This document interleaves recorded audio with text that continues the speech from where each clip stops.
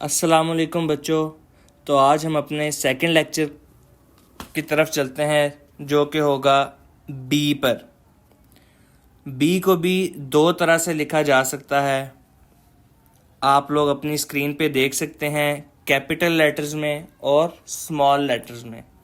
इसको हम capital B भी कहते हैं और स्मॉल बी भी कहते हैं।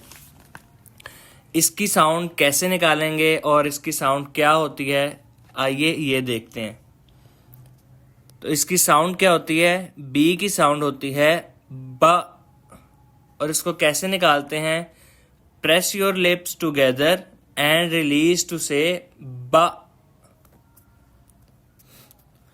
इंग्लिश में बी से भी बहुत ज़्यादा अल्फाज शुरू होते हैं, लेकिन आज हम सिर्फ 3 को ही पढ़ेंगे जो कि आप लोग अपनी स्क्रीन पे देख सकते हैं। तो पहला वर्ड है बटरफ्लाई, BUTTERFLY,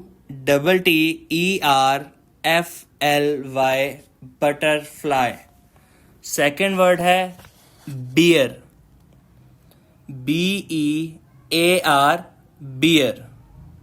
और लास्ट वर्ड है बॉल, BALL, बॉल। तो बच्चों, अगर आप लोगों का कोई क्वेश्चन है तो कमेंट सेक्शन में पूछें। अल्लाह हाफिज़।